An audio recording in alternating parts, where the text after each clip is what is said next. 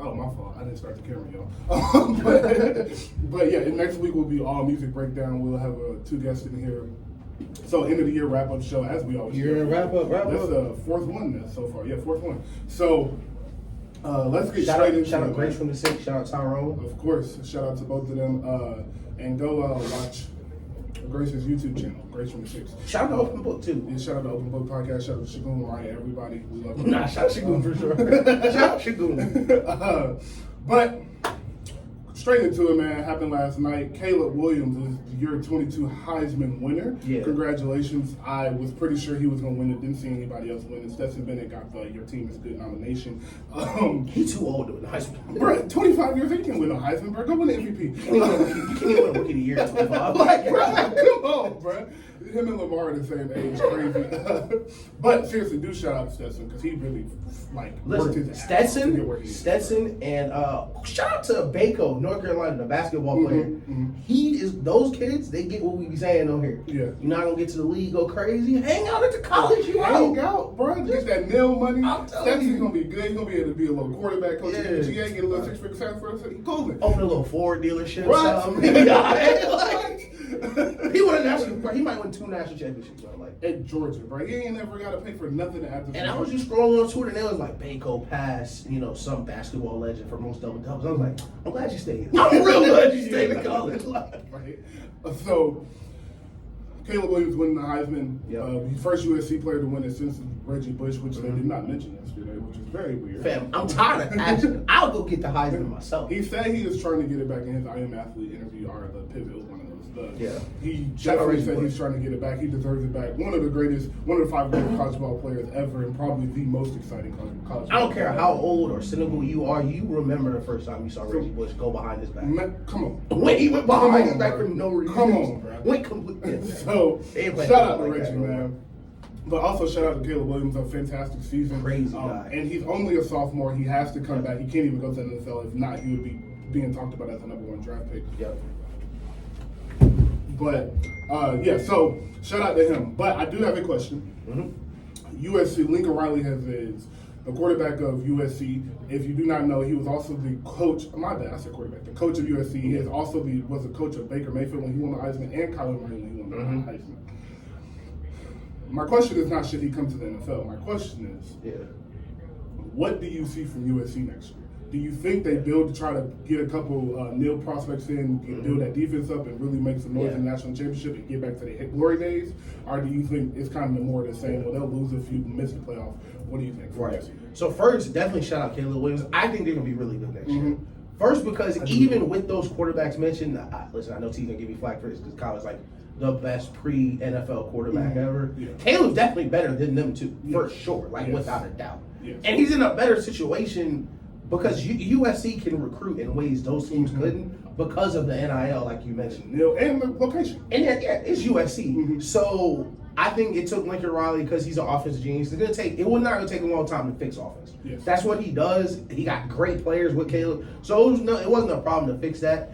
This offseason is probably going to be all defense. All defense, yes, I agree. All defense. And you don't even need to hit. You don't even need to recruit 11 5-stars. You need 4 DBs. Yes, you need 4 DBs, and you need a front seven and a pass. Exactly. A pass rush, because you know if you want to win a championship, if you really want to compete for a championship, you're gonna have to be Alabama or you're gonna have to be Georgia next year. Yep. And it's looking like Tennessee as well. You're gonna have to be one of them SEC schools, and the way you do that is get pressure to the quarterback, stop the run. Yeah. And like you said, build a secondary so you can stop the pass. If you can, because Alabama has proven they will run the ball 35 times in the championship game and not care. Yep. So you're going to have to be able to stop that front seven, but you have the quarterback. That's the most important thing in college football, is having a dynamic quarterback, and they have that. So I am really excited for next year to see what he does and where he falls in the draft. But from one Heisman winner to another, Baker Mayfield. Yeah. So let's clap. Let's clap it up. Clap it up, man. I'm glad you I'm gonna hit the applause. Clap it up for Baker. Hit the applause for the people listening. I was super happy to see the reaction because it was a great drive. 90 yards. I think the longest ever under that circumstances. Yes. I love seeing all the players, talk about them on Twitter. It was super guys, I don't ever want to kick nobody down. No. But you still trash. No. Listen. A lot of people are praising you, and And that's cool, but Baker, I'm gonna let you know, I'ma still hate. And I was thinking about it on the drive over here. I was like, man, should we still hate Baker? Like I was thinking chip about on his shoulder, yeah. and then it hit me. I was like, man, why do I hate Baker? Man, Baker was drafted first in the Lamar draft. Yes. He was drafted last. And I was like, Josh Allen too. I was like, you know what? I still hate you. And I watched a couple clips of his interceptions. And Baker, you a good dude. I just think you stink. Yeah. And now that we're editing videos, right here is the interception. Let's see if I can do it. Right here. The Raiders, I think what happened was, I just think the Raiders just not a good team. Oh, they're terrible. And bad teams find great ways to lose games. We're gonna get into our top 10 teams later, and I almost put them at 10 because I was like, if they beat the Rams, that would be a 4-game win streak, and they would be either right on the brink of the playoffs or in the playoffs. And Devontae has been amazing. Never lost a rep. Never lost a rep. Number 17, and still hasn't. We played an incredible game last week with Cook and Jalen Ramsey, one of my favorite players. So. It's been a tough year, man. But yeah, shout out to Baker, bro, because that we're playing around.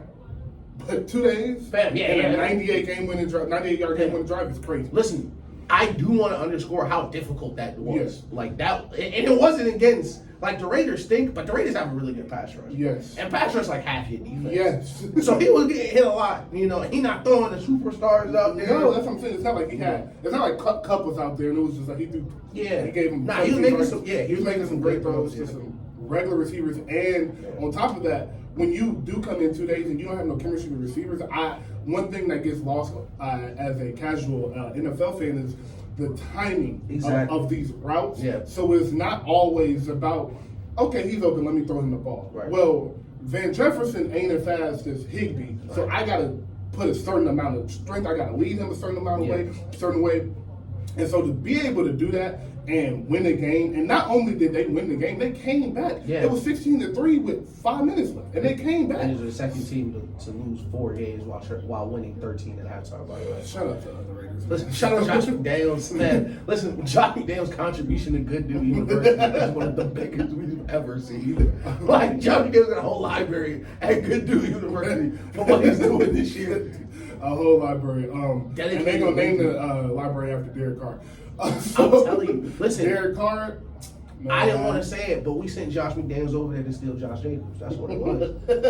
You know? him and Josh McDaniels, Josh Jacobs gonna walk right back in England next year. I'm telling you, bro.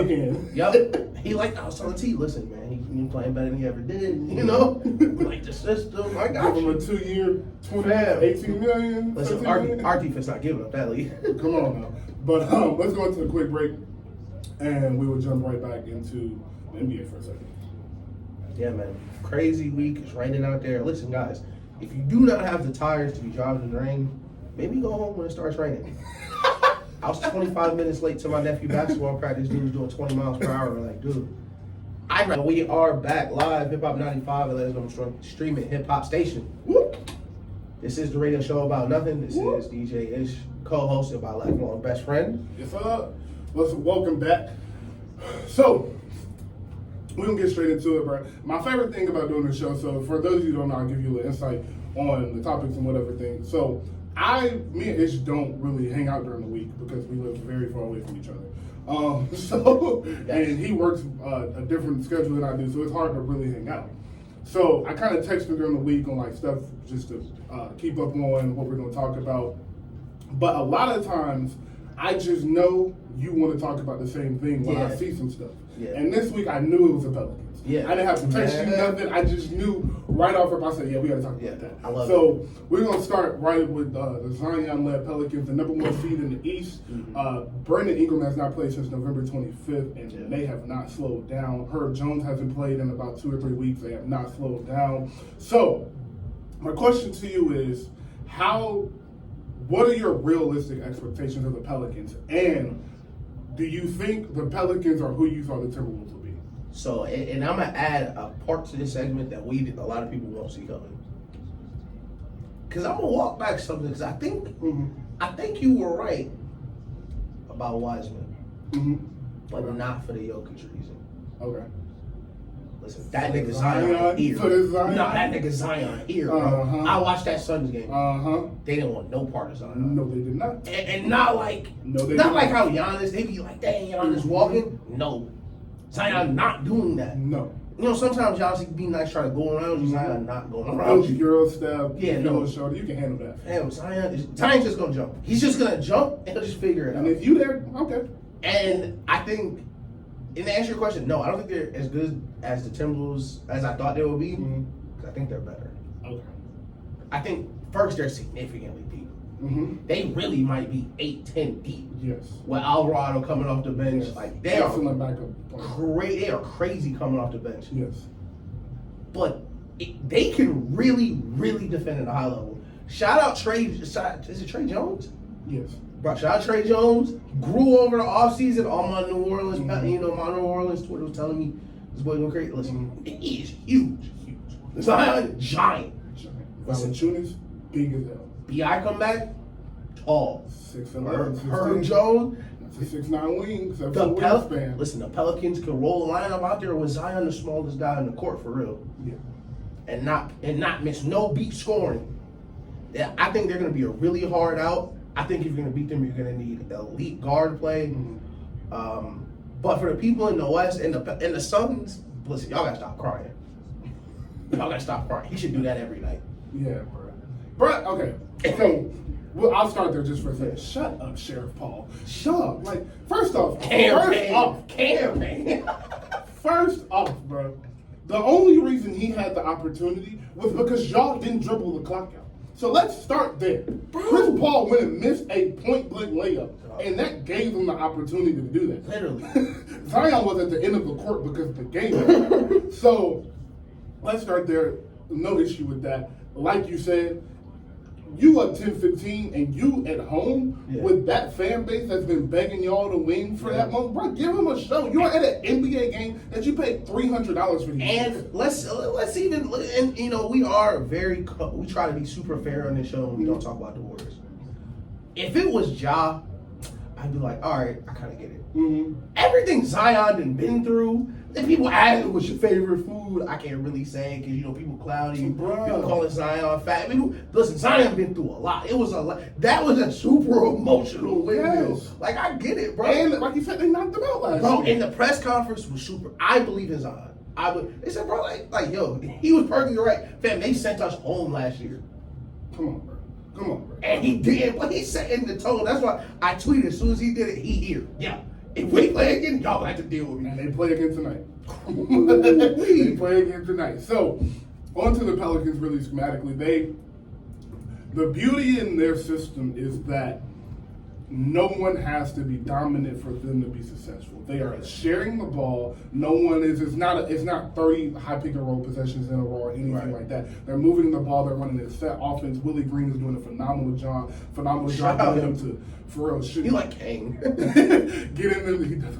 He's getting them to buy in on the defense end, which is what you're talking about. Every great NBA team during the regular season, 9 times out of 10 is going to have a top 10, top 12 defense, and they are right there. And like you said, it starts with Zion. At first, I thought it started with B.I. Coming into the season, I thought it was B.I. But then I saw Zion, and I saw, no, he's 100%. And the question with Zion was always, how is he going to do this on the NBA level? And we were saying, no one's getting in front of him. Damn. I don't care. I don't care who's in the NBA. Nobody's stepping in front of him. I remember we were sitting in this seat and they were like, well, how's he going to do it at the next level? There's no NBA player that's Zion weight anyway. What you mean, how are you going to do it? They the same size. They're the same size, bro. He's an NBA body. He was an NBA body at 19. So really what it is that Zion is unstoppable. And Zion it takes two to even contain, to try to minimize. It takes two brave souls. Yes. Two brave souls. And that's why it's such an issue with Phoenix, is because they don't have that dog. Yeah. Like DeAndre Ayton big, but he ain't no dog. Like, you're not. I don't know. Draymond. Yeah, Draymond's gonna be like, you gonna have to run through my chest 100 times. Bro, I don't know. They don't got nobody on that. Ayton, but Alvarado set a back screen on him, bro. And Zion just hit a trampoline and nobody jumped. I was like, see, that's the thing we talking about. Like you don't even. the Zion being that big and strong is like, yeah, sometimes he's gonna bully people out the way, but the points you don't see that are way easier because it's Zion jumping and not somebody else is the reason he's shooting 80%. Because sometimes niggas just like, nah, I'm not jumping. Like, all right, you got it. Good job. Yeah. Next play. So, on the other end, to CJ is what I was saying. To CJ is a perfect third 2B type option because he's been there. He's been there. He's been there. I played with a killer, like a real killer. Yeah. So I've had to deal with old bro got 50 and I got to figure out how to get in. I've had to deal with bro shot not off, so he trying to find it, so I got to figure out how to. Every type of situation that he's going to deal with, he's been able to score at a high level at an efficient rate in that type of style. So he is perfect for the Pelicans. Not only that, he's been in the playoffs, so there's their playoff experience along with Valanciunas, who has had some good playoff runs. So Eastern Conference Finals in there as well. Yes, and the Willie Green is just one of them coaches. I don't worry about the situation. Like I don't think the moment will ever be too big for Willie Green. So I asked what their potential was, and I realistically think they can be a Western Conference Finals team. I don't know how they would do with the experience of the Warriors, and I don't know how they would do against the Nuggets. But I want them to play Memphis in the first or second round so bad. Because I think that would be one of the most exciting playoff matches from two young teams we could possibly get, with a number 1 and number 2 draft pick in the same draft. Two high-flying superstars that are looking like they're going to be the face of the NBA for the next few years. You also got the veteran presence with Steven Adams, Valanciunas down low. Small cities too. You got the small cities. They're Memphis relatively close to each other. So it would be a phenomenal series for them, for the New Orleans and Memphis. That's who I want to see. But yeah, I do think the Pelicans really do have something special over there. I think they just need to keep that together. They gonna win it. If they don't win a championship, they gonna get to it. Listen, they're gonna be amazing. They're gonna be a really good team. I think they're gonna complete well in the playoffs. And I'm not sure. I gotta see how Herb and BI come back before I try to figure out their ceiling. Exactly. But Warriors aside, just because we're gonna talk about the Warriors in a second, they present such a unique mismatch. It's hard to deal with. It's hard, and it's hard to project it across multiple teams.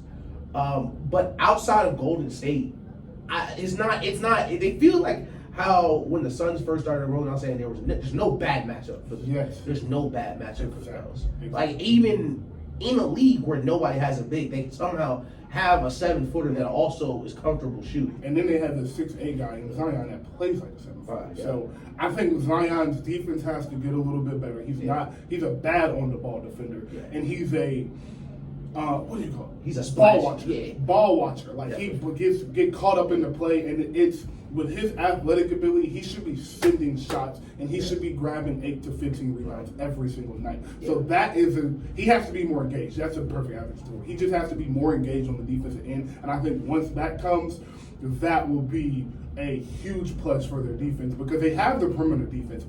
You really are just telling them, bro, we're putting you on the worst or second worst player. Most nights, all we need you to do is when Herb Jones gets that beat a little bit, when CJ gets beat a little bit, we need your help. That's all we need. And sometimes you the second help because of Valanciunas is in the game. So I really do. I love the Pelicans. And he has made a couple of those splash blocks, but I think because I think he's on a game like 27, 30, like from being back from the injury. But once he gets back, like playing every night, seeing coverage and seeing plays, and not playing, especially with somebody as smart as Zion is. A lot of those great defensive plays, splash plays, like Draymond will make another one. Players make. Oh, I've seen that before. Exactly. I know exactly where that's going because they ran this at this time, whatever the case. But Zion has not been playing, so he hasn't been getting those live reps to just, go. So he does hesitate. It's causing him to, not be in position to make amazing plays. But man, it's there. The effort is there. Like it shows that you better hope he don't time that. Hope he don't get there. You better hope he ain't watch your film like he's supposed to or something. Because when he really lock in and get the complete game, he's going to be unstoppable. My last question about the Pelicans is, how do you think he does Zion being in his first real playoff experience? Because the defense is different. They're seeing you 7 times. They got a whole season of film. That is something we haven't really talked about. They haven't seen any real competition as in the playoffs. So nobody has had a full year to scout Zion. Sorry about that. But yeah, so nobody has had a full year to scout Zion is what I was getting at. Yeah. So when it comes around playoff time and he's seeing the same team every 2 weeks, they win the playoff series. Now they got the whole season and 2 weeks of playoff field. Right. So how do you think he does in the playoffs? Because you know he really doesn't have it right now. Right. Right now, no matter. But do you think that continues in the playoffs? Listen. We make these takes up here, and we're usually right because we really believe we're saying, and we have things, behind it that we've seen. We watch a lot of sports. Exactly. And I do not say this lightly, but I seriously believe Zion will follow, and I don't think he's LeBron. I think he will follow the LeBron trend of becoming even better in the postseason, strictly because, like you said, how different teams have to guard him, and the Shaq problem that people, I don't want to say people haven't prepared for with Zion, but I guess they didn't think they had to because Zion was going to be healthy. Yeah.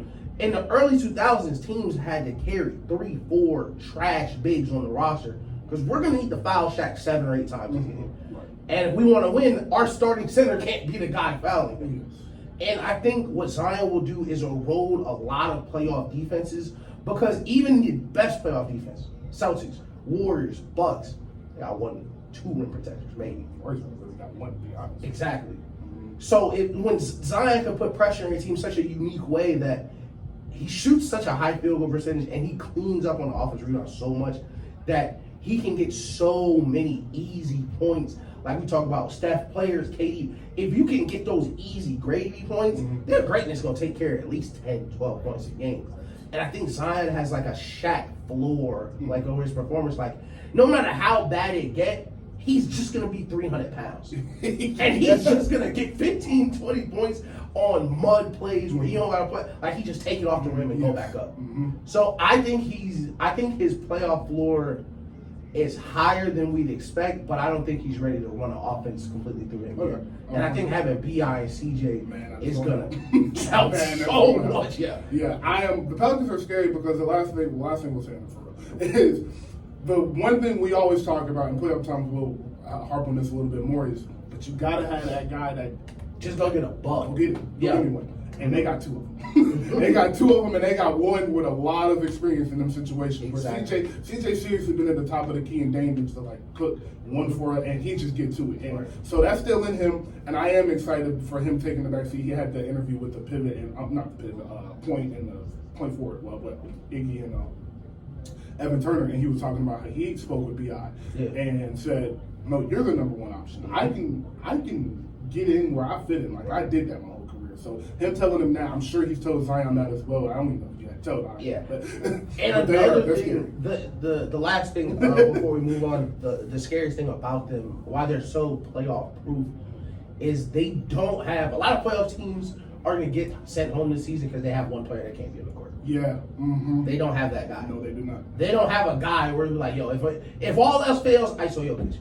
And if all else fails, bring Trae Young out here. Like, we have somebody that you want to pull out, go ISO you the whole game. Like, if you get in a series with the Pels and all else fails, are you going to want to bring Zion out there? Crowd going crazy, you going to want to drive by Zion to see if he going to time this block right? Because it might end the series. Like, in those momentum plays, like, he's so, like that dunk, I was like, damn, like, that was kind of fun. You feel that, yeah. Man. And that Pelican crowd going to be rocking in the playoffs. Oh, New Orleans going to play. New Orleans like that. No one's been waiting for them to be good. Hey, and don't let the boys have to see the Lakers in the first round with AD coming in every day. Man, that's a crazy series too. But on to another young up-and-coming team. And it's hard, said something about this a little bit, but we had to keep moving because topics. But clap up Mike Brown, man. Shout out Mike Brown. Shout out to Mike Brown. Friend of the show. Friend of the show for sure. If you don't know, I always mention this. He was the coach of that 60-win Cavs team with LeBron on it late 2010s. So yeah, been a great defensive coach since he's been coach on the league. Been a coach of the year before. He's been on the Warriors staff for the last 5 or 6 years, and he's been there a really big reason of why their defense has been so dominant over the past years with that small lineup. So yeah, they really did miss him, and you can tell from the early in the seasons with their defensive problems that they really miss Mike Brown. So on to the Kings, man. With De'Aaron Fox, Sabonis playing like they are, another team that is 8 to 10 deep. I know we're not going to pick the Kings to go to the finals, but you think they can win the playoff series? Do you think they can stay out of the play-in? Yeah, I think the Kings could yes to both because of not only what Mike Brown took from the Warriors, which was, in hindsight, a brilliant move from the outside. Like, just as someone watching Mike Brown's career, like, all right, you are a brilliant, genius defensive coach. Right. Let's hang out in Golden State 5, 6, 7 years, win some championships, and figure out what they're doing on offense. And he took that entire offense and brought it to Sacramento. And it's very impressive to see another team like, you know what? We're trying to play like the Warriors. Yep. Because no one really tries to, and I don't know if it's the personnel. It's the personnel. It's probably the personnel. It's really the personnel. It's definitely. They were like, why don't other teams? The Warriors got too big, still got spacing. I wonder why. I wonder why. But they got Kevin Huerter kind of running around like stuff. De'Aaron Fox fast as hell, running around, and Sabonis is weirdly perfect for what he's doing. Man, perfect. Super under control, can pass in transition. Doesn't get sped up. Listen, Fowler was one of the best centers of all time. Shout out Arvidas. One of the best passing centers. People, when you say Jokic is the best passing big man, a lot of people be like, no, he's not. No, he's not. A lot of people talk about because Sabonis didn't even get to the older one. I know we're off on a tangent. Yeah. He didn't even get to the NBA until he was older. Yes. Man, a lot of people talk about listening to him when he was younger. Yeah. But the Kings play a great motion offense, taking advantage of Kevin Huerter's movement, De'Aaron Fox movement. Kevin Huerter's playing the best basketball he's ever played. Yes. And I trust De'Aaron Fox in super big moments. Just because we watched De'Aaron Fox over the last 3 or 4 years, he was like, oh yeah, they stink, he doesn't. Exactly. Yeah, they're trash. De'Aaron Fox is trash. Yes. And I think it's such a great combo because with Mike, they're going to play amazing defense. Right, of course. Yeah. I think one thing, we'll start with De'Aaron Fox on my side. We always talk about, Draymond harped on this a couple weeks ago, is how young guys are supposed to be on bad teams because it builds their confidence, allows them to make their mistakes. And you can tell that has helped De'Aaron Fox so much because in these close games where young players make turnovers, miss shots they shouldn't make, things of that nature, he's not. He is closing the games out with big shots. Yeah. His three ball has much improved since he came in the league. Crazy midi too now. Yes, and the beauty of his game is we always talk about these high flyers, point guard, Russ, D Rose, Ja, with their knee problems, ankle problems, feet problems. Something along the lines comes up, and De'Aaron has a mid-range jumper, he has a floater, and he's developing a three ball, so he doesn't have to be the fast guy, first guy down the court and finish and put all that pressure on your knee. So I think that's one thing that is helping them. It's just De'Aaron Fox's bonus. That 1-2 punch is phenomenal. Yeah, and to piggyback off what you said with De'Aaron Fox is he's super paced and controlled. Because he for sure can go upstairs and dunk and make those plays. And if he wanted to, he could foot race everyone every single play and have a lot of success. Yeah. But he just knows, like you said, it's not sustainable. It's not sustainable. And he plays super under controlled. And you'll see him a lot of times. It's so funny to see. I love seeing super fast players slow down to match up with their team. Yeah. Like you'll see him, like the break will start, and he'll get out and slow down to make sure the spacing on the court is correct, make sure the balance on the court is correct. So bonus, because a lot of times the Kings, they'll grab it off the rim and just go. Yeah. And him cutting back door, him moving around, I really like the Kings team. Shout out to Malik Monk, because you heard what I said. Simply put, with De'Aaron Fox, you just learn how to play point guard. Exactly. Really just learn how to play point guard. But to Malik Monk and Kevin Huerter, the two shooters, I love that Malik Monk pickup. At first, when I understood him leaving the Lakers. I get it that. But I was like, why the Kings?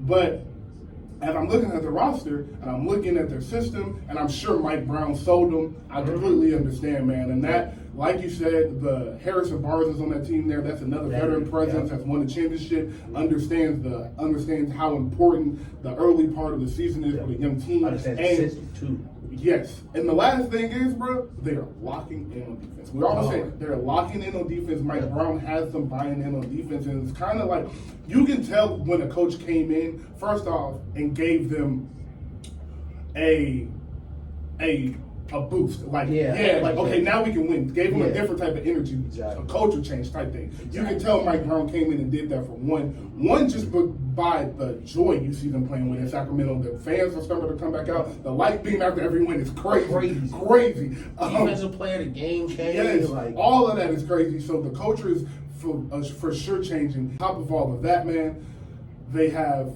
I lost my train of thought. But on top of all of that, they do have the veteran presence.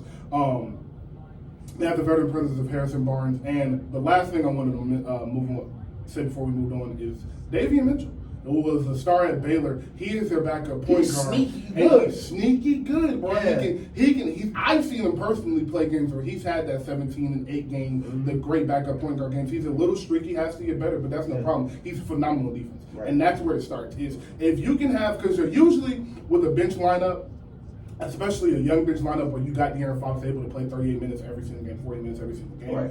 You just need them to come in and play 6 good minutes in each half and not give up the lead, right. or not give up the lead, or if you're down, if you're down 5, keep it between 5 and 8. Yeah. If you're down 10, keep it between 10 and 12. Right. So you're able to get your starters back in and get for them to still be within reach. Right. So I think they really do have a great team, and I'm really excited for this year's playoffs, bro. Oh, yeah. Oh my gosh, bro! It's gonna be so many matchups that you just really are gonna be so hard to I was predict. watching the Cavs. Who are they playing? Who just talking about it? The Cavs. Kings. That's what they're playing. And I was like, man, they have to unconference the playoffs, bro. Because I need 7 games of the Cavs defense trying to figure out how to stop the Kings. Oh, I need matchups like that because that's the first one. Those teams, it'll be a long shot for them to make the finals. Yeah.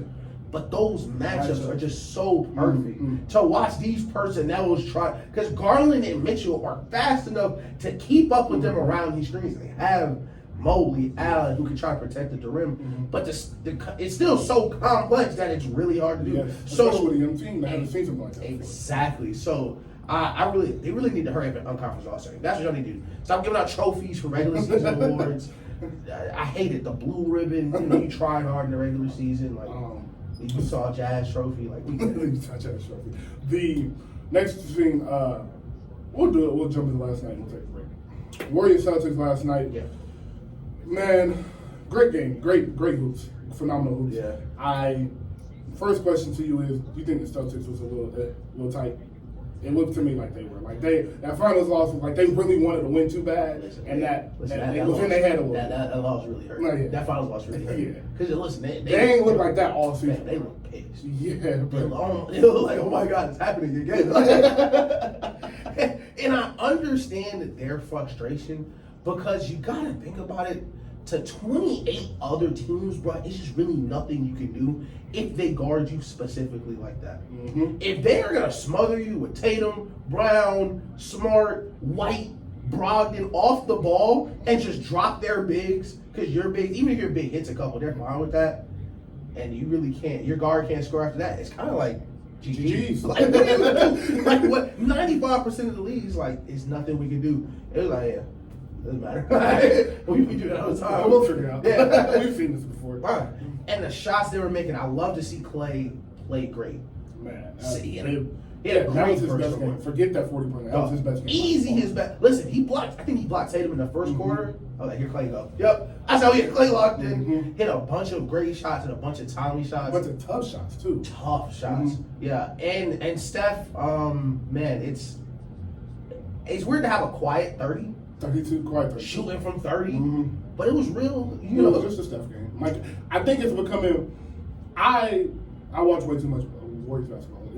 I watch way too much, but I think it's just becoming of like kind of the Bron thing after the Miami years. It was just like, we get it. So it's not that serious. Jump from the hash. Yeah, right? It's not that serious anymore, but it still is crazy.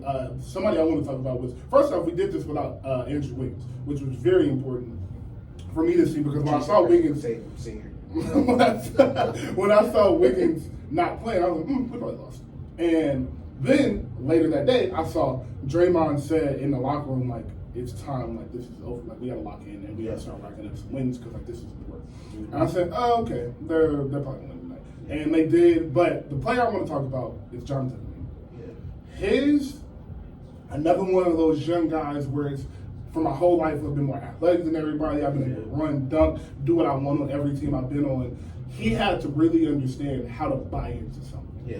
And Steve Kerr repeatedly was saying in the media, and I think this was for him here. I'm sure Draymond and Iggy have been talking to him on the bench or whatever, but He was like, defense. We just need him to play defense. That's why he hasn't been playing, because of this lack of attention to detail. Right. The whole point in Jonathan Kuminga was, if you really look at their young guys, Draymond, Wiseman is supposed to replace Moody.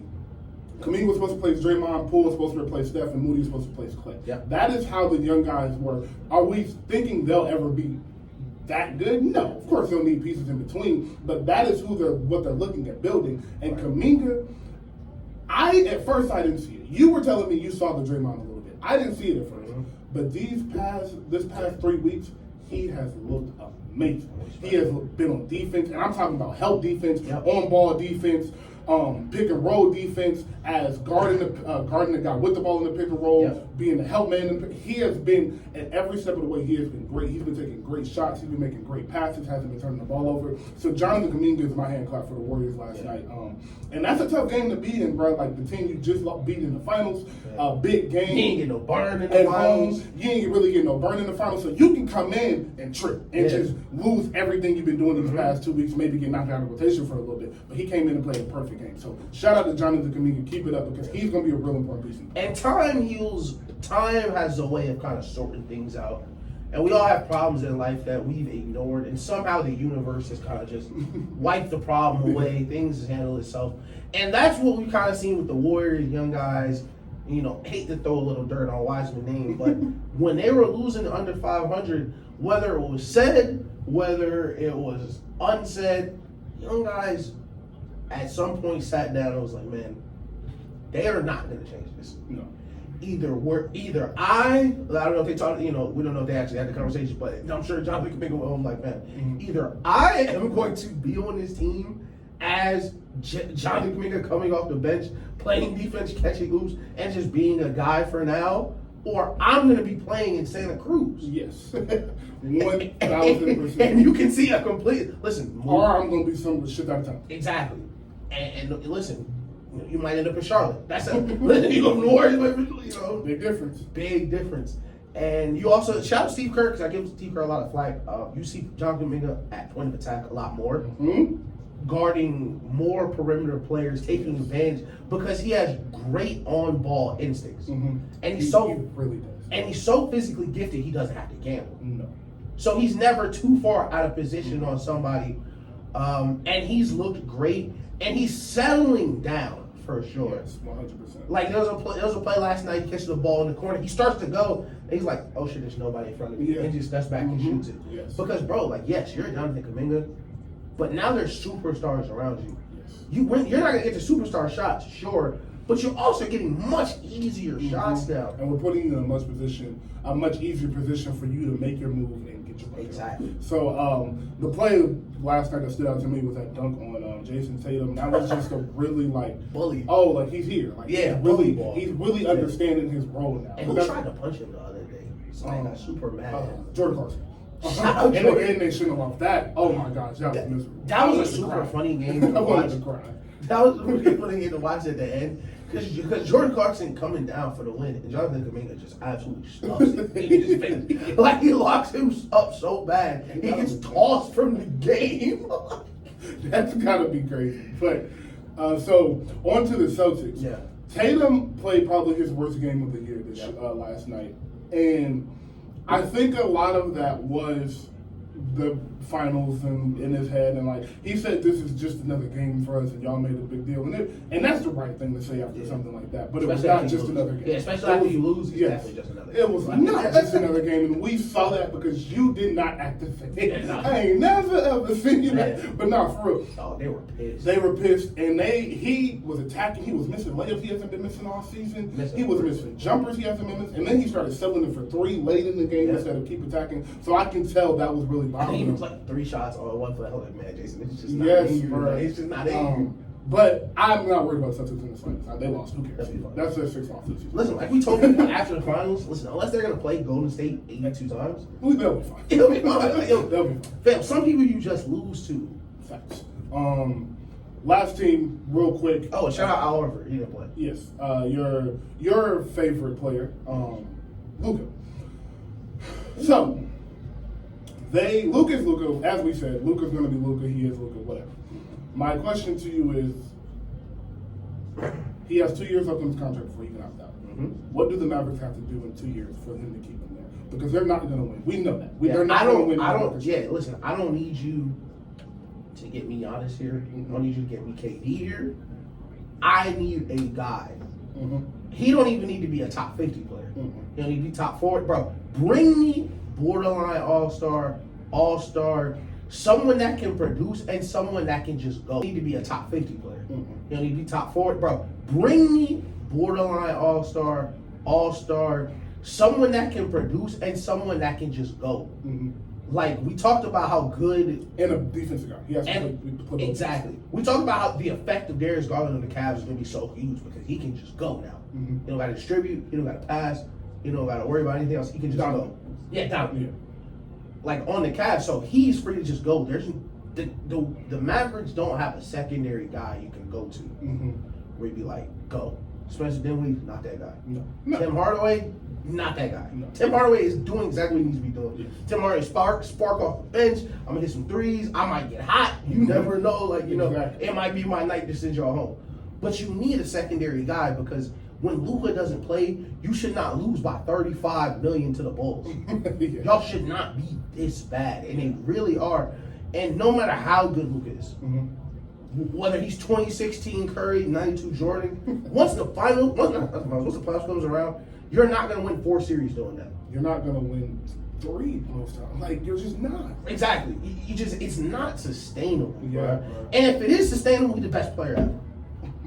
Facts. But for me to stay, bro, y'all either got to get me. Listen, I need John Collins and a shooter. I need Seth Curry and a player or somebody that's gonna help me take this load off. Because I keep telling people, Luka was a professional basketball player. They did let Seth Curry go. They did. They also let my boy go, Jalen Brunson, who I told y'all was gonna have a great season. He's been having a great season, but like, I need something for me, because, bro, Luka was a professional basketball player before he ever hit Dallas. He was a world-renowned, accomplished basketball player. MVP of the EuroLeague, fresh off a championship. There's nothing Dallas did for him that he has not gotten already. Trust he had bread before he got to Dallas, too.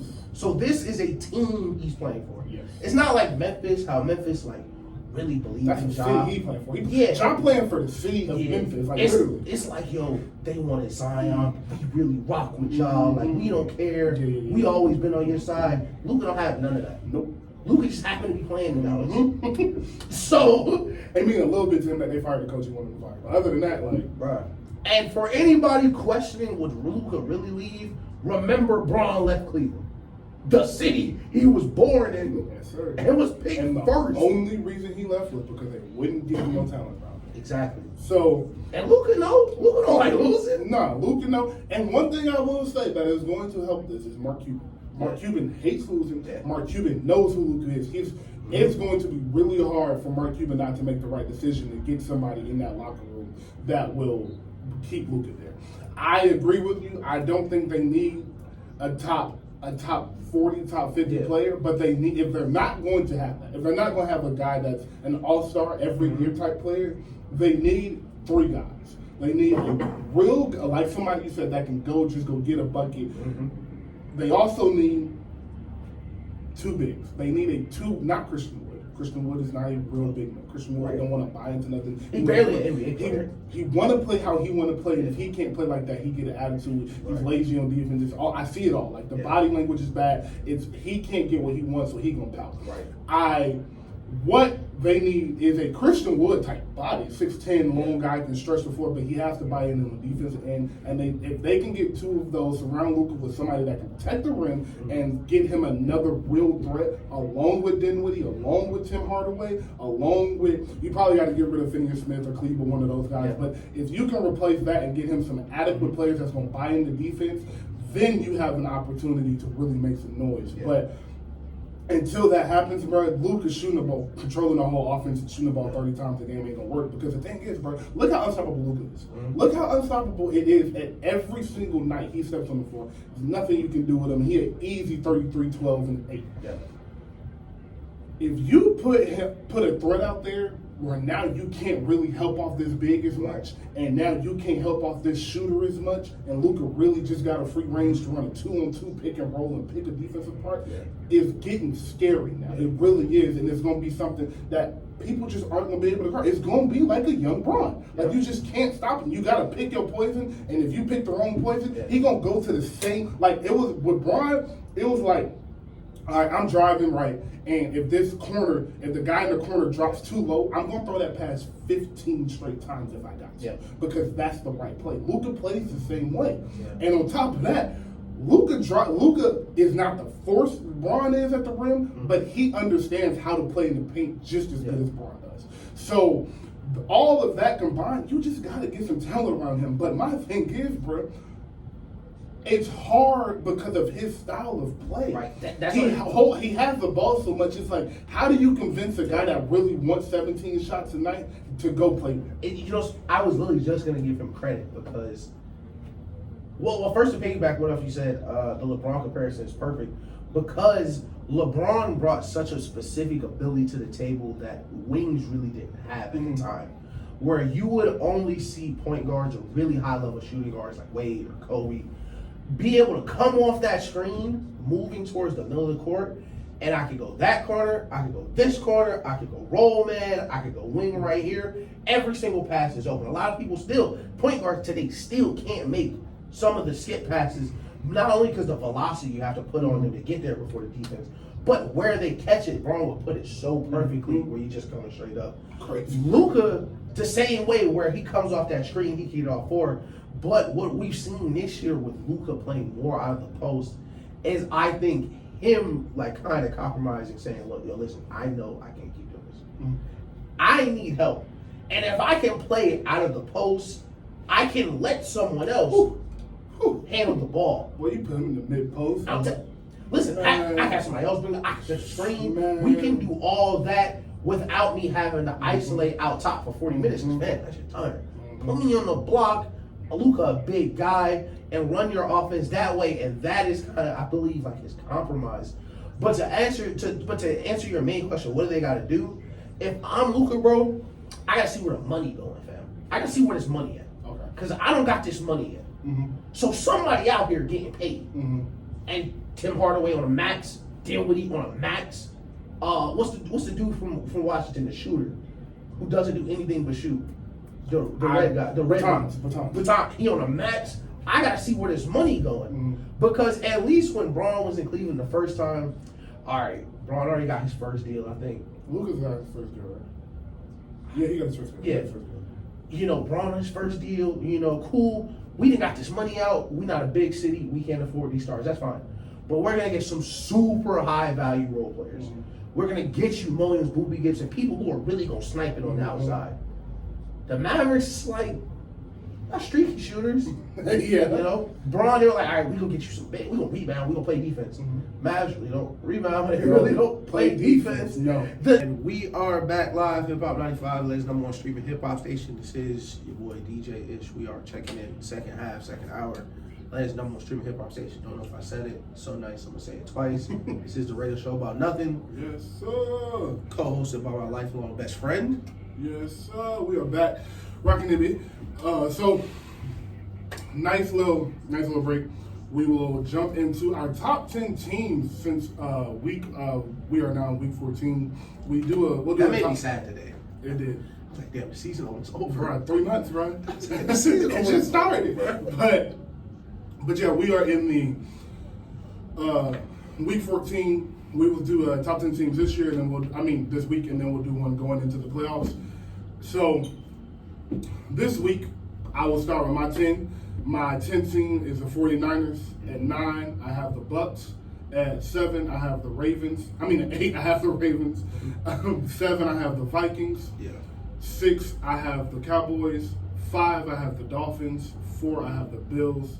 3, Bengals. At 2, I have the Chiefs. And at number 1, I have the Philadelphia Eagles at 11-1. Okay. All right. Yeah, I like. So I'm gonna do mine so we can just let y'all look at them side by side. Y'all should be seeing them side by side right now. I'm going crazy on the editing. So 10, I'm gonna actually have the Bucks. I like your list. I really just need to flip a couple. I'm gonna have the Bucks 10. I'm gonna have the Vikings 9. I'm gonna have the Ravens 8. I'm gonna have the Cowboys 7. I'm gonna have, and as much as I hate to do it, I might have the Eagles 6. Wow. Who's left? Okay, I said.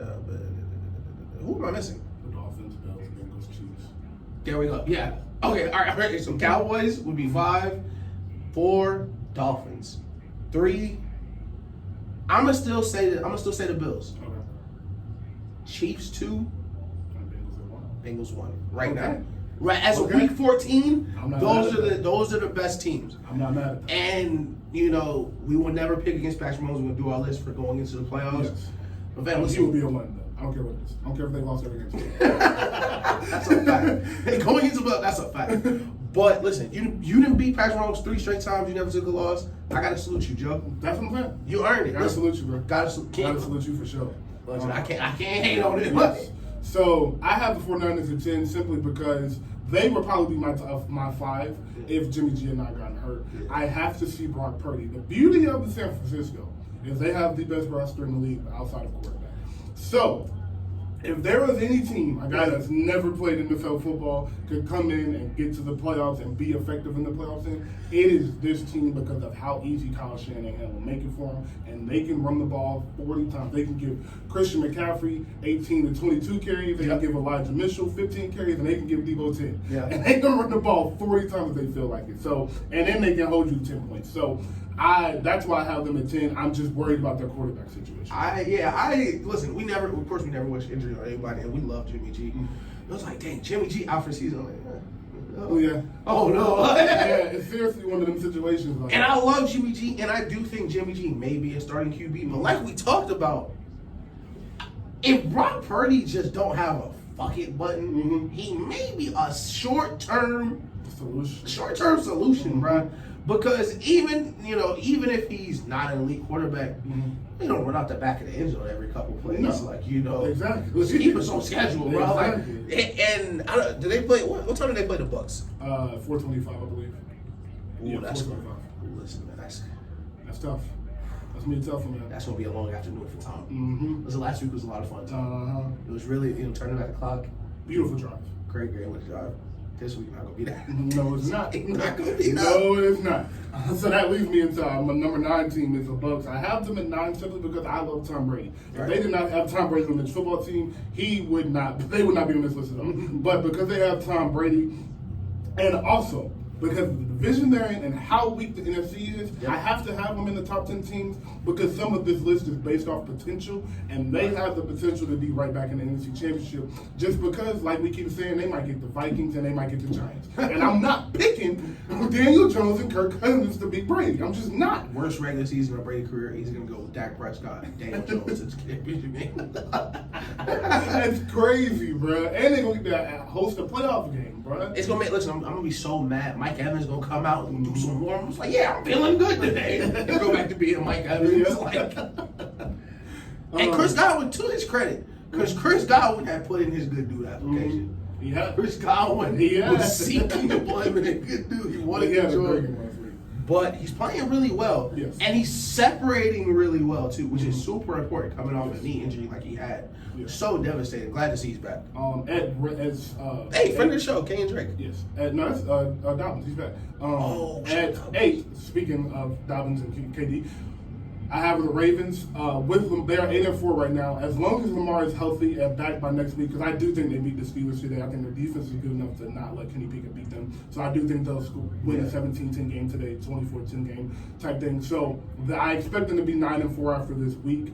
And as long as they have Lamar back by not next week, but the week after that, I think they're a threat to go to the Super Bowl as long as with the rest of the AFC teams we have on here. I think they're great. Their defense is coming together. They've given up a lot of leads, which doesn't scare me as much later in the season. If they had been if they had given up the leads they gave up in the last in the first 6-7 weeks of the season, if they had done that the last 5 weeks of the season, I'd be super worried about them. But with them coming into form, and I expect their defense to stop giving up the leads, I expect their secondary to get a little bit better, not too much, but a little bit better scheme-wise.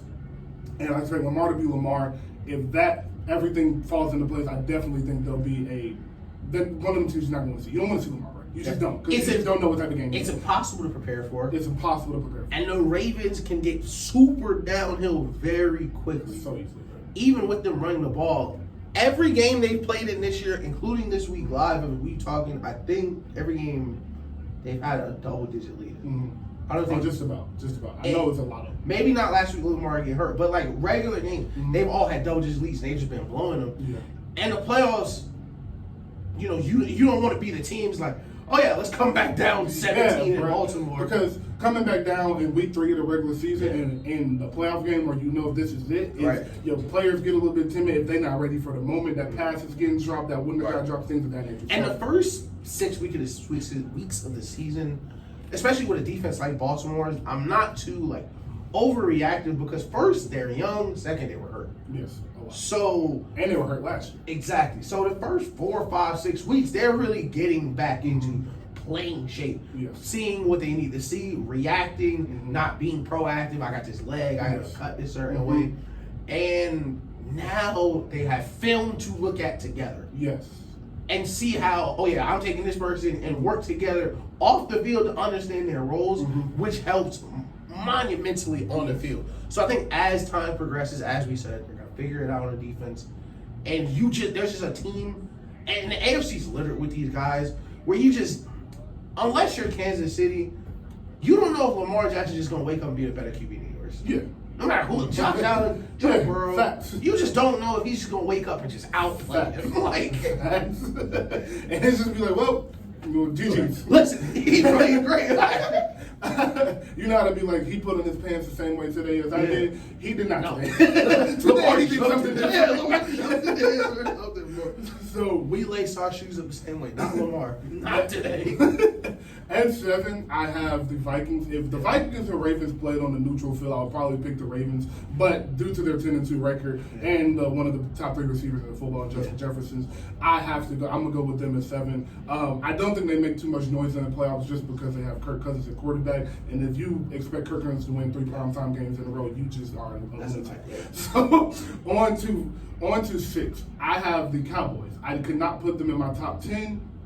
Because I think the 5 teams I put in them will all beat them on a neutral field. I mean, top 5, I'm sorry. So I have them at 6. But you have Philly right here at 6, so I'm way more interested in that. So why do you have Philly at 6 and not at least in the top 5? So every team after 7, I think, could win the Super Bowl. Very, very soundly. Okay. That top 7 this is championship game or something's going to change. Yes. Somebody's not going to be here. Right. Or somebody else needs to be here. Right.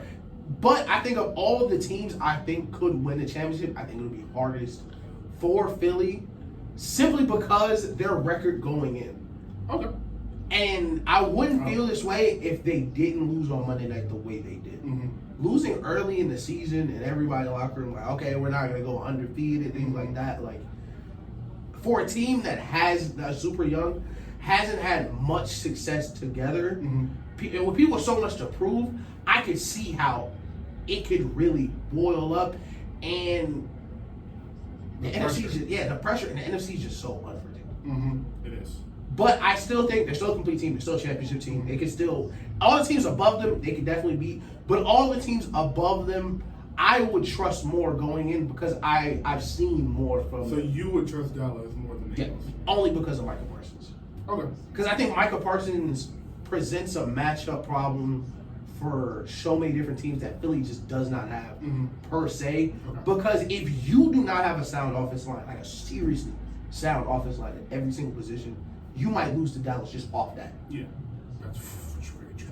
Like just off one. And teams have. And even if you do have a sound offensive line, take a one rolled ankle foul. Yeah. It take a right tackle missing 2 series. And that game is over. Exactly. Yeah, so I still have Philly at 1.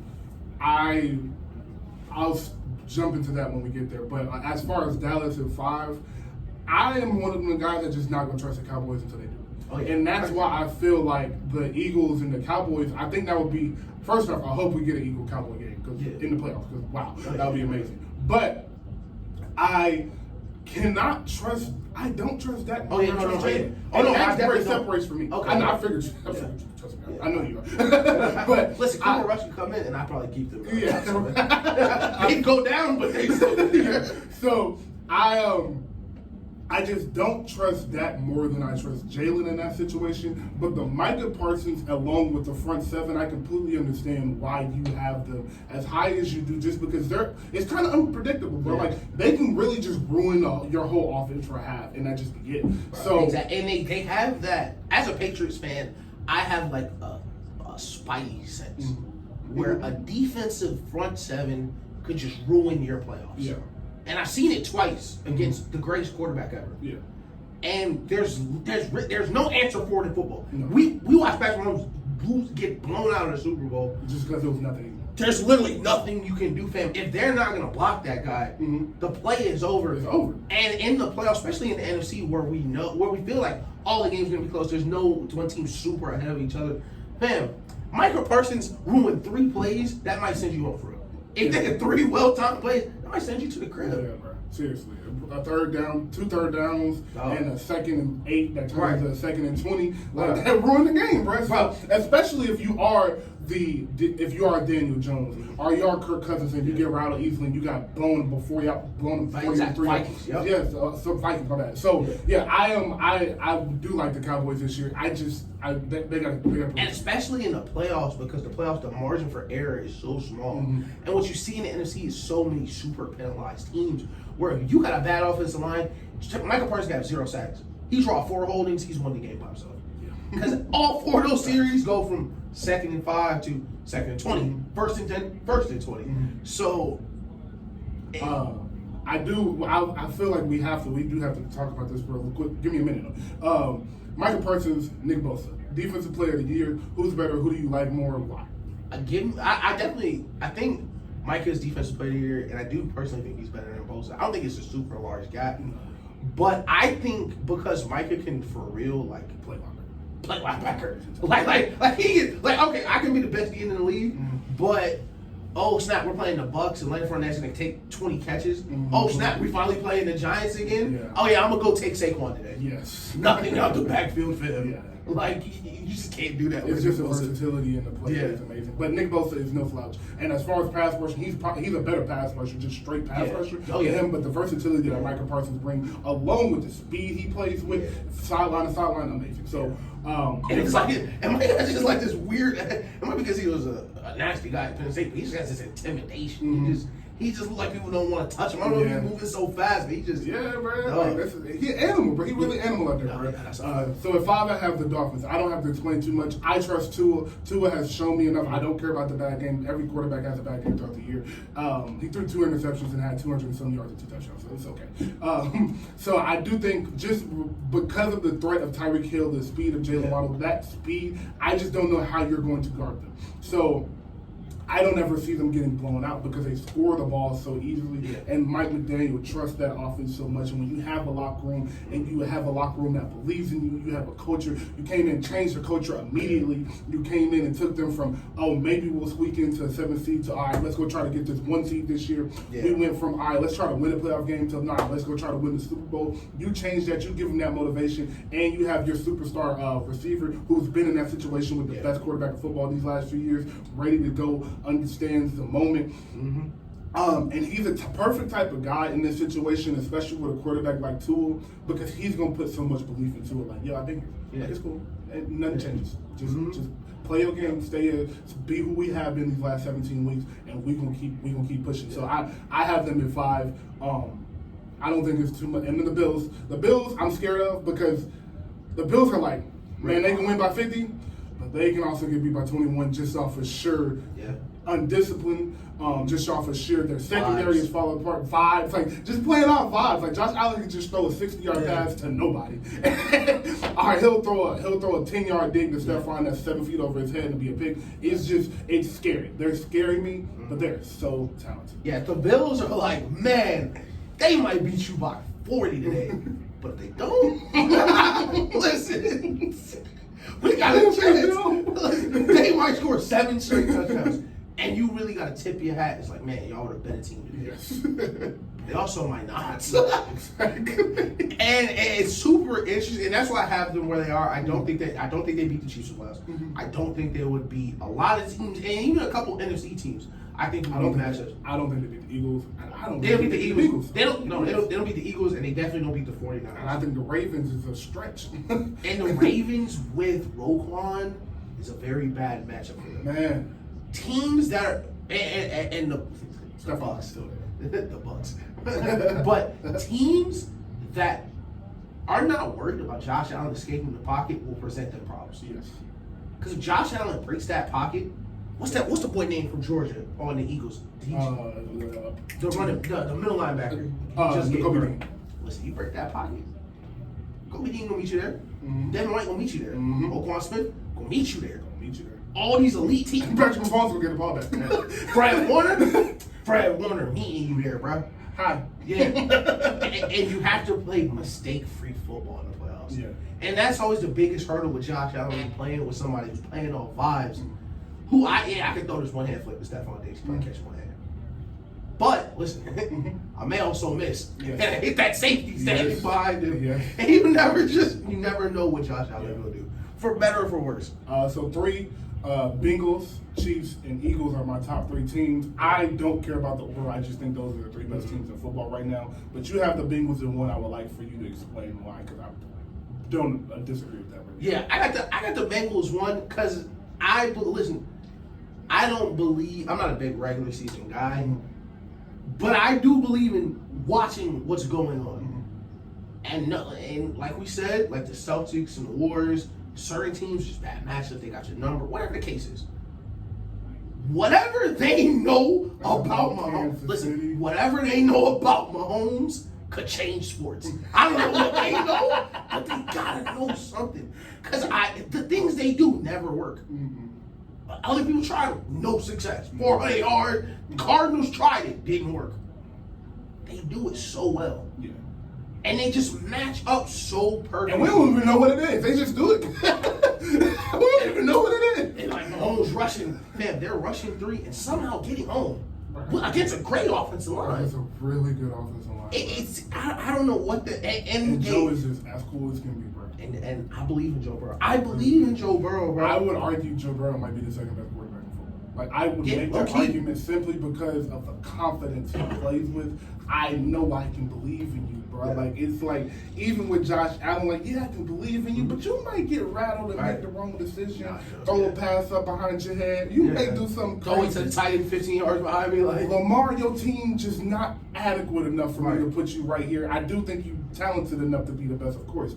But with Joe, it's just like, all right, I got the best receiver in core in football. Arguably the best.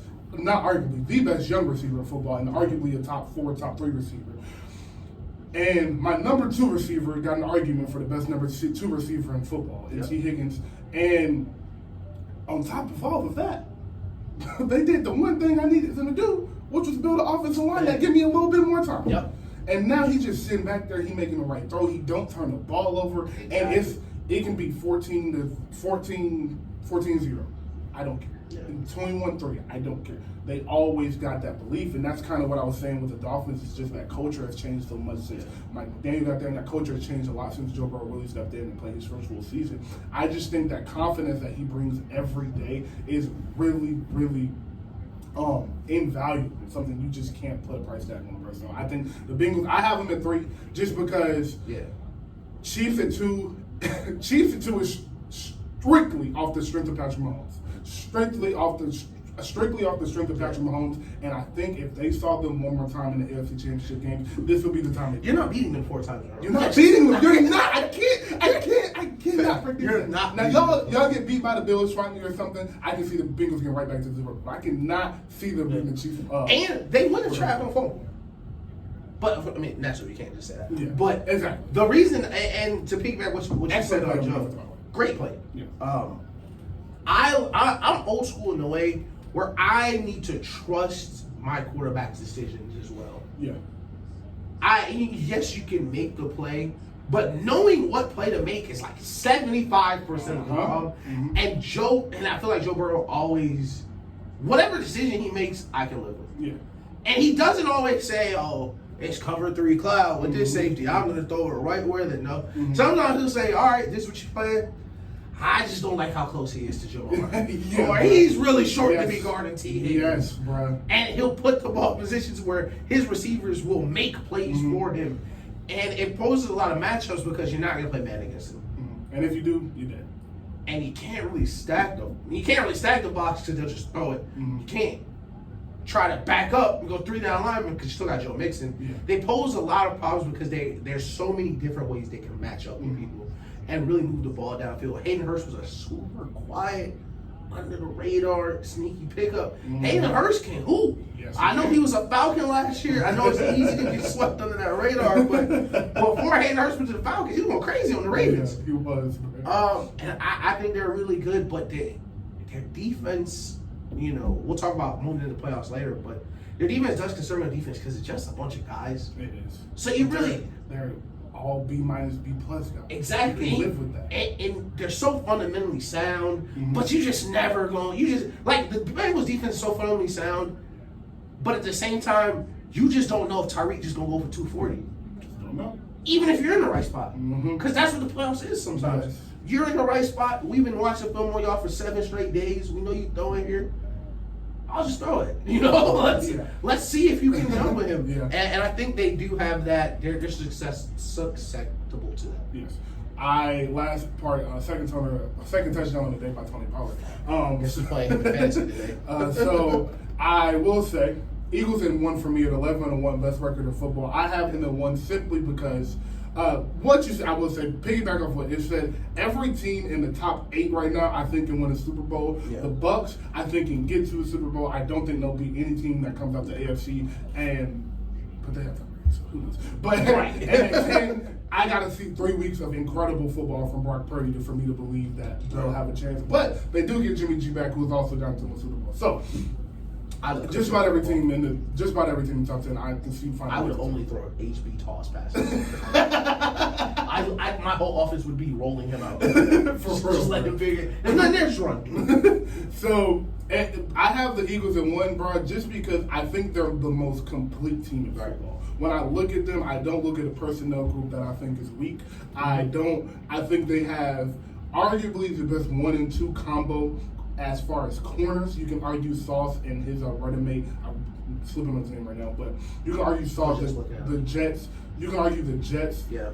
Have a better running mate. Have a better duo at corner, but I definitely think they have the best with Bradbury and Slay. Yeah. They have the best duo in corner. They have 2 excellent safeties. Their front 7 is one of the best 3 or 4 in football. Yeah. And on top of that, they have a quarterback who this year, I don't know how much going into the year, I didn't know how much I could trust him. Yeah. I said, we believe in you. We want you to be great because, up here, black quarterbacks is it. We want all of them to succeed. So we came into the season I hope he is ready for this type of pressure he's going to be under because this is the year you really got to prove it, especially as a back quarterback. That leash is short.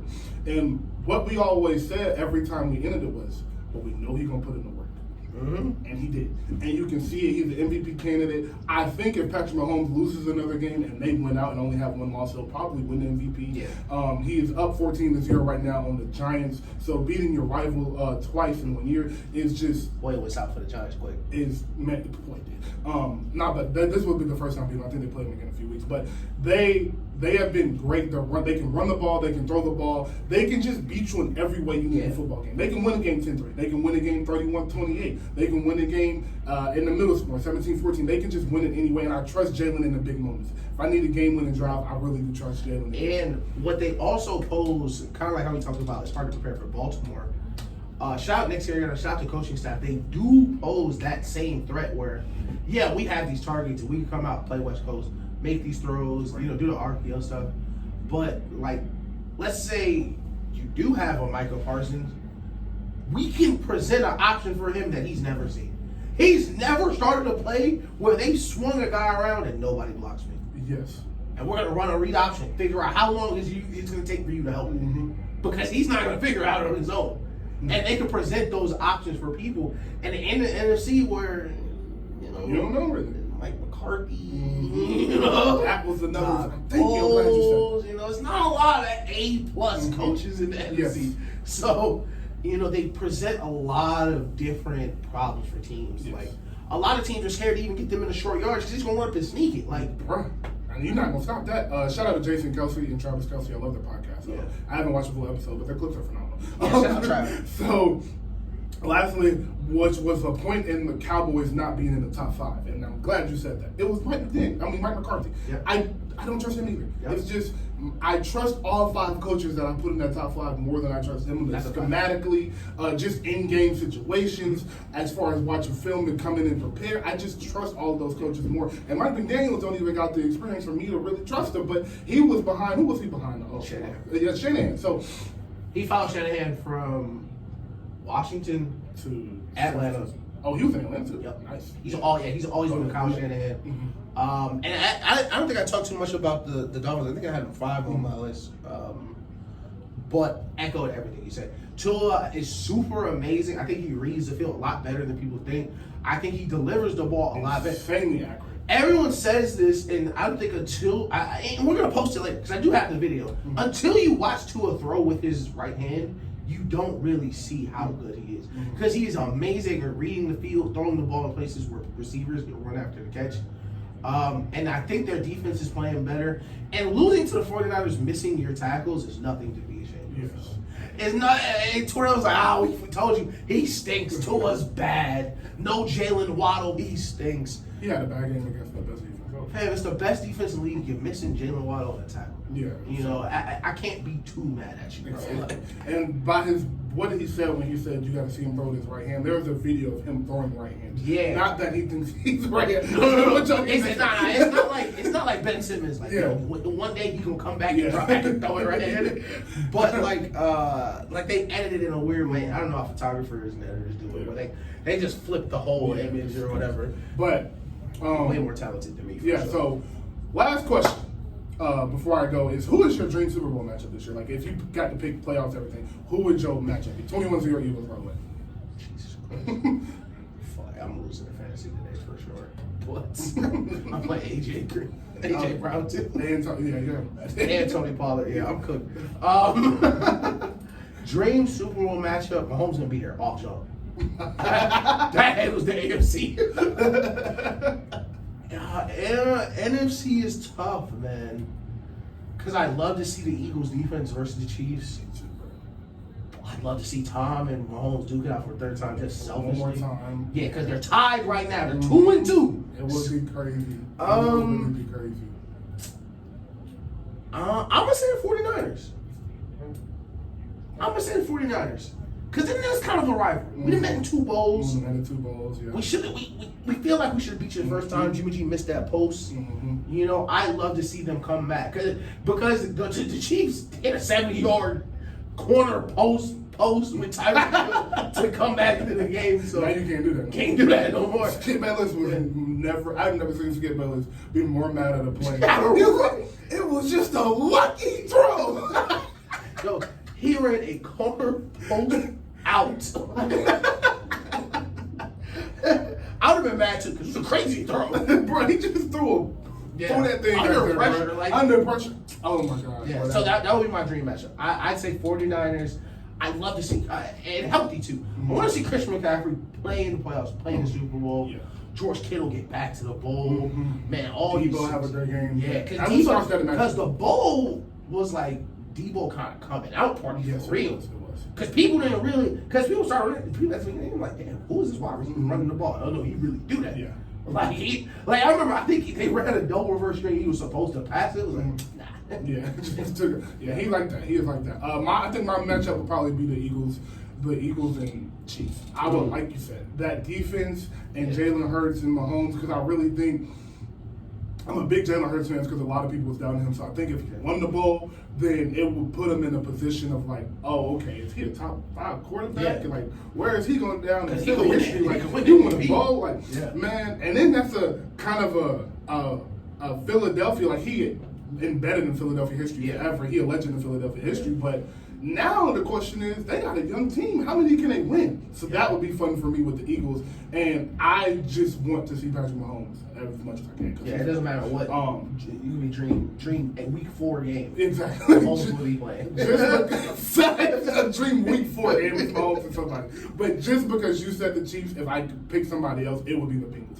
I would love to see that secondary with them receivers. That would be crazy. Oh, Jamar and Slay? Yes, Jamar and Slay, and then Bradbury and Higgins, and then Hurts and Burrow. And of course, Mahomes is the easy option. I don't want to take the easy way out. I'm gonna say the Dolphins.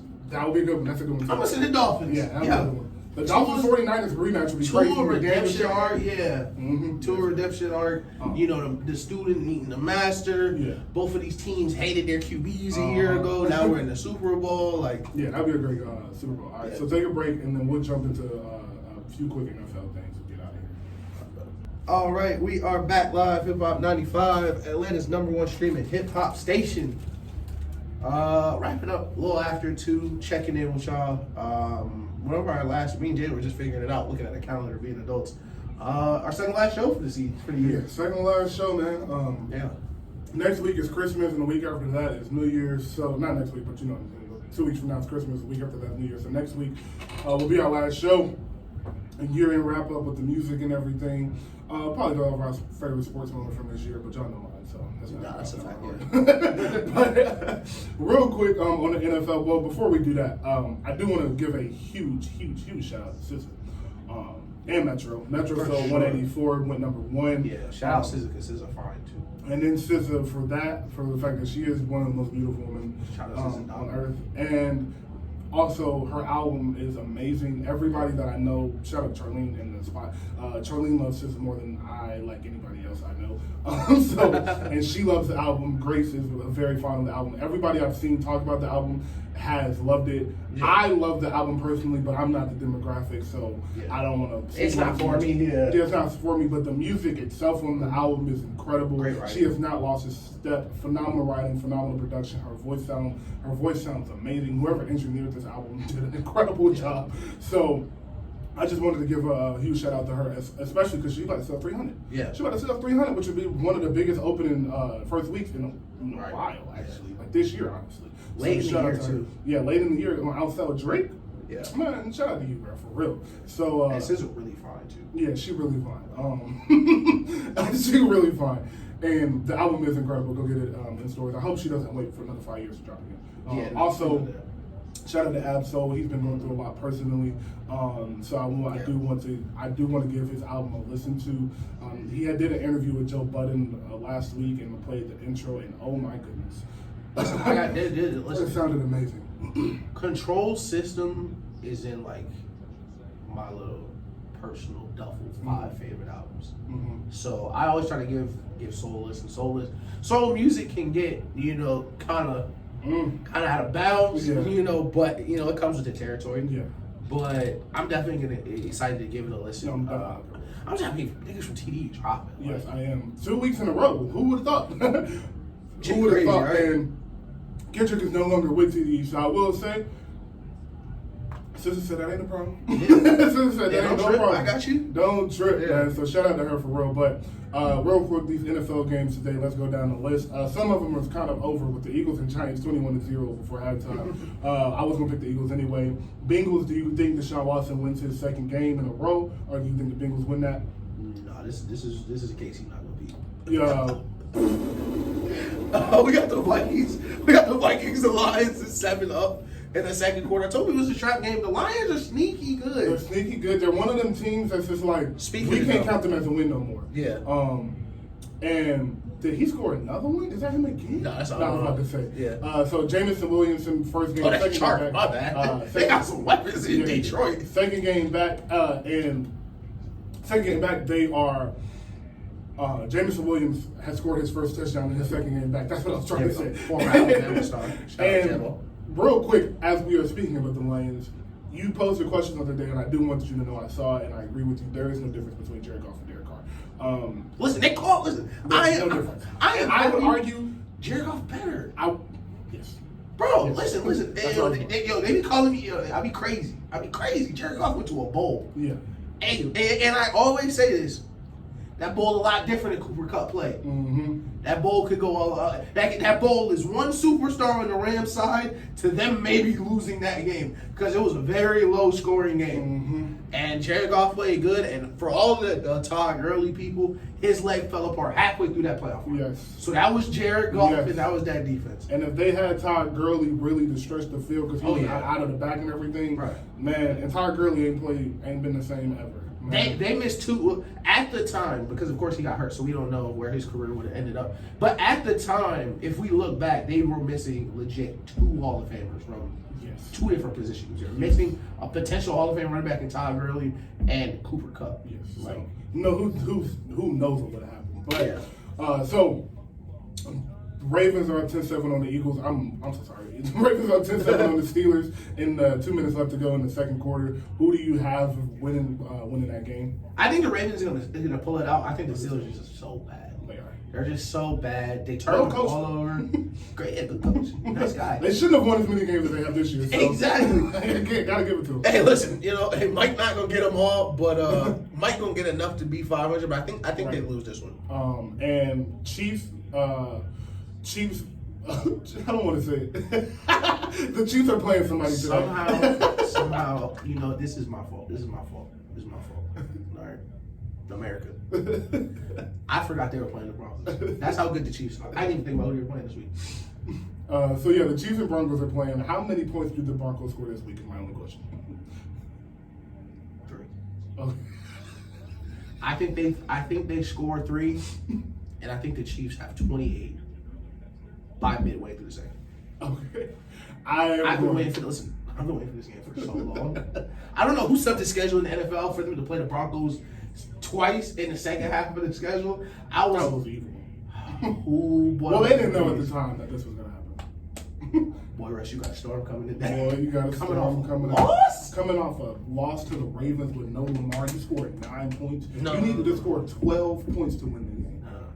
The Chiefs coming off a loss? Oh, the Chiefs came off a loss. Oh, my Mahomes? God, I didn't even think about Mahomes coming off losing. I forgot Mahomes could lose. I just wasn't assuming. Trav fumble. He mad. He think it's on him. Oh my God. Yeah, I'm going 38, 38-10 Chiefs.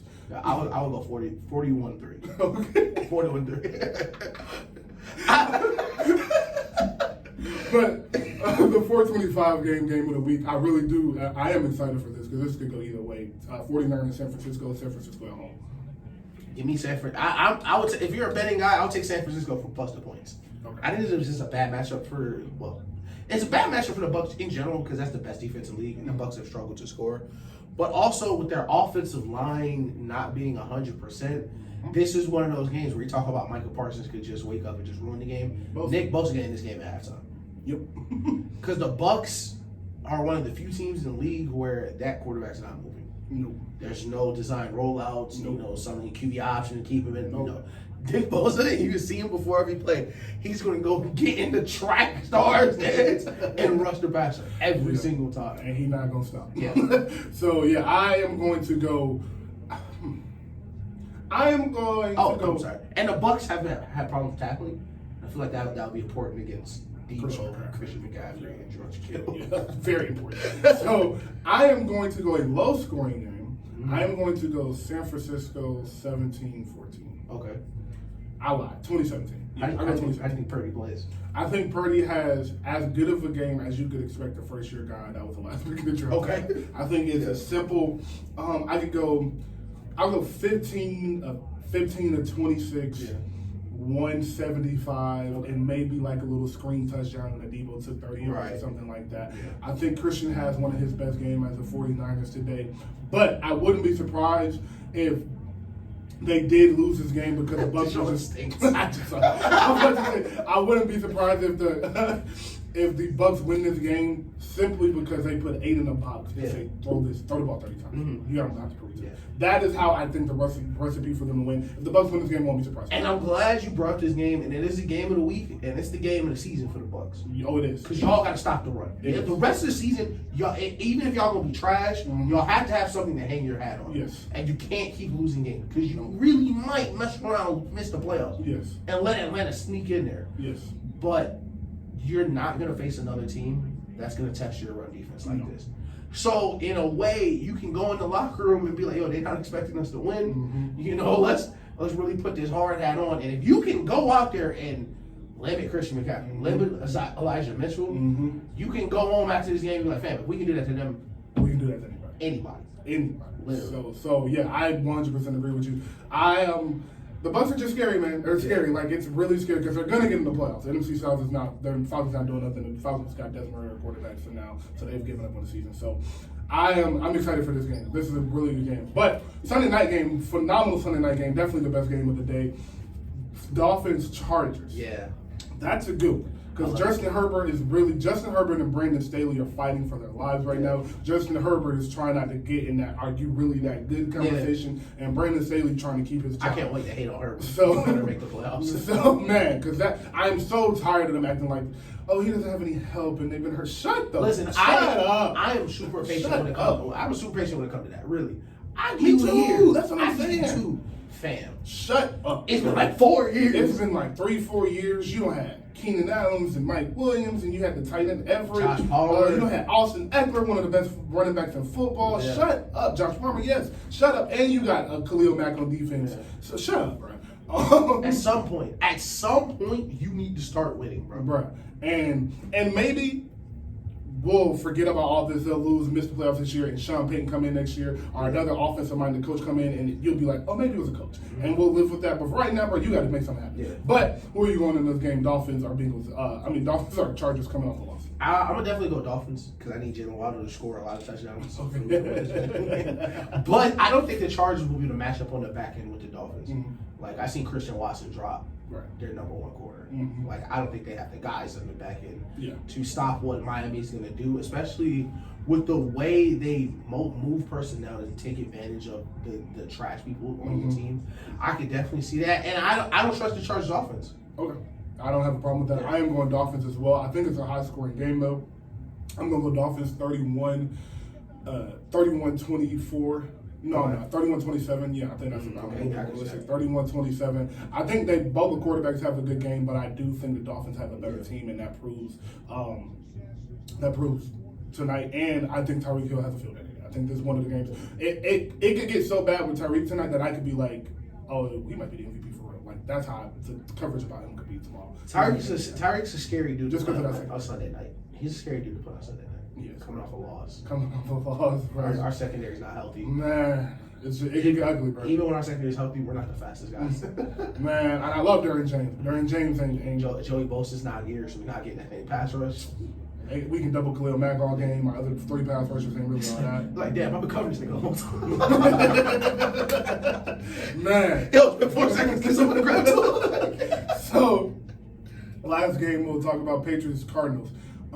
Your team against the Cardinals. I think the Patriots win this game in an ugly game. I do think it's a 14-10 game, 14-17 game, but I do think the Patriots win just because I don't think Kyler Murray's that good, and I think something is wrong in Arizona that nobody's talking about. Oh, so what's going on in Arizona is an expansion of good dude. It's our first movement into the professional ranks. Because every single member of the Cardinals, except Buda Baker, is DeAndre. I'm not putting DeAndre Hopkins. Oh, yeah, and Hopkins. Yeah. Is an extremely good dude. They're all great people. Because Kingsbury, oh yeah, this is your last season in the NFL. Listen, you better get all the merch and all the stuff that you want now, because you'll be buying in a couple You months. will be done. You're going to have fun in college, though. You him in college. Listen, you're going to have a great time. Wait till someone explains him with NIL. He's going to be so excited to leave. What's he Like, feeling? really? I can be there? Okay. And Kyler, listen, shout out T. You need to sit your boy down. Because we talked about Justin Herbert, Kyler creeping up into that. What are you doing, territory? What are you doing? You were the first pick in the draft. Listen, you were the first pick in the draft after we just picked the quarterback the year before. Gave you your bread. DeAndre Hopkins outside, Marquise Brown. James Conner's not bad. What are we doing, bro? And even with Herbert, I could say, you know what, Herb, you got Mahomes in your division. I cut you that. And you throw a beautiful ball. You throw a beautiful ball. Your team's always hurt. Cool. The Cardinals division trash right now. Trash. and you're a part of that trash. And you're the worst team. You're the worst team in it, bro. That's pitiful, bro. And that they are the first breaking ground of good dudes. Yeah. Professional. I got the pictures, man. I don't know, bro. I really just think, if you want me to be 100% honest before we get out of here, I think Kyler's attitude is the issue. Yeah. I really do think the things, people don't just come out and say that stuff about you and it not all be true, and some of it not be true. It's come from too many different sources. And we don't do the show every day, so a lot of like the gossipy stuff we'll miss. Yeah. But fam, why does Patrick Peterson hate you? Patrick is one of the nicest guys ever. That came out of nowhere too. They don't play him the rest of the season. Bruh, like, was your teammate everything? Like, why is he saying that? Like, that has to have some truth to it. And you ain't been in the league long enough to have this many enemies. Thanks, Later in bro. your career, people want to take shots later in your career. Like, Rodgers been playing so long, a lot of stuff they say you got to take with a grain of salt. Yeah. He played 25 years. I'm going to argue with some people, cool. Kyler, you just got here, and everybody hates you. Yeah, bro. Like, It can't be bro. everybody else, bro. It's a real issue. And they gave him that money, so he's going to be there for 4 years. And you know what the Cardinals is, and this is how we can wrap it up. The Cardinals are a team that don't believe.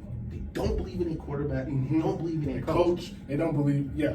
So they quit. That's perfect. Last thing before we get out of here, I do want to mention two things. One, when we talked about the Ravens, I failed to mention something that's going to give them a huge advantage in their playoffs, and that is Justin Tucker being able to kick a 65-yard field goal. That's a fact. Their game-winning drives and game-tying drives are a lot easier for 30 other yards. people because you need 30, 35 yards, Yeah. and that boy's going. It's automatic. Also, I just wanted to mention this. You'll see this later. The Eagles were punting in their end zone, and the punt got blocked. The punter picked it up and ran for the first down and got hurt. That just shows you, if your body's not meant to take football hits, you're not going to survive them. He got hurt immediately. And that's his first NFL hit. Do you imagine how he feels on the ground, bro? Bro, he got the first down, too. Like, he did his job. Fam, he probably sitting on the ground pissed, bro. You know that was just hurt. Bro, he lifted a weight in 3 years, bro. He is pissed. I'd be on the ground inconsolable. I'd be on the ground crying. It don't even hurt that bad. Coaches just shouldn't have happened. Fam, they was moving so fast. He probably on the side like he needs some oxygen. He need oxygen. He under the tent right now getting his leg rubbed. Yo, what's wrong? Everything. Was you hurt? Just check. Like, yo, they hit me hard. Oh, man. But Yeah. y'all have a great day. I'm glad you said that. I watch, bro. Once a year, I try to watch Concussion and try to really get through it. Yeah. I really cut it off. I really can't. I can't. And like your body's just not made to take some of this, bro. Nah, it's not, bro. But thank y'all for listening. We will have another show. Show will be up later. The show will be up on YouTube today. I mean tomorrow, and the show will be out on streaming platforms tonight. And follow us on TikTok. Oh, Instagram is up now. Please follow us on Instagram at _nothingatl. That's all lowercase. And we'll be back next week with some guests. Yep. Y'all be safe. Keep it locked. Drive safe in the rain. Yes, sir. Thank you.